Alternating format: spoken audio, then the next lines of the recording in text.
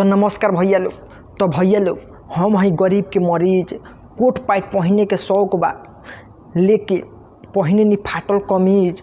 हम हैं गरीब के मरीज, हई जौन नावा पहनले बानी नु ये हमर मौसी देले बिया।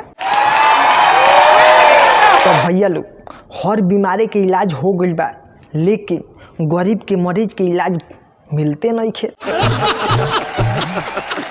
तो भैया लोग, वैसा ना ये लगन में सारा कोनो अगुआ आइत आ कहित कि भाई हो तारा के 10 लाख रुपया आ एगो गाड़ी तारा के दिवावत तानी, तू शादी कल। तो भाई हो हम आँख मून के आ शादी कर लेती, जिना 3 गो घरों में बाड़ी सन वही ना उहो रह जाई, लेकिन कम से कम धनी तो हो जाती।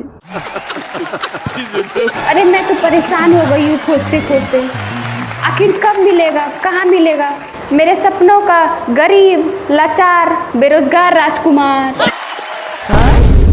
अरे और का मतलब बा मैडम जी कि रौरा गरीब लाचार बेरोजगार राजकुमार खोजता नहीं? हाँ, मेरे पास बहुत पैसा है, इसलिए किसी गरीब लाचार बेरोजगार लड़के से शादी करके उसे अमीर बना देना चाहती हूँ। का रौरा गरीब लाचार बेरोजगार से शादी करे चाहता नहीं? ई बात झूठ नहीं क्यों कहत, एकदम सही कहता नहीं। हाँ, तुम अगर किसी गरीब लड़के को जानते हो तो प्लीज मुझे बताओ। अरे वो बतावे के का बा, देखी मैडम जी रौरा तो एकदम ठीक जगह पर आ गई बानी। रौरा के अब इने उने कहीं धावे धूपे के नहीं खे। क्या मतलब तुम्हारा? अरे देखी मैडम जी, हम हैं गरीब के मरीज, कोट पैंट पहनने के शौक बा लेकिन पहने नहीं फाटल कमीज।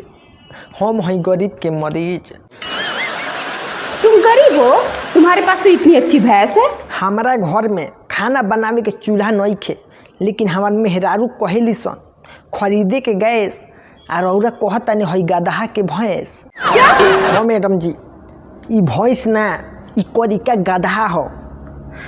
हमारा गांव में एक जना धोबी बाड़े, उनके रे हम गदहा मांग के चरावे नहीं, काहे कि रोज के 20 रुपया दे देले तो हमारा सुरती बीड़ी के हो जाला। अच्छा, तो तुम्हारे घर में कौन कौन है? रहे के ना घर दुआर बा, रहे नहीं जा मठिया पे, आ 3 गो मेहरारू 16 गो लइका आ एगो हम सुते नहीं जा एक खटिया पे। मैडम जी हम बहुते गरीब बानी, कली ना शादी। क्या तुमने 3 शादियाँ की है और 9-10 बच्चे भी हैं?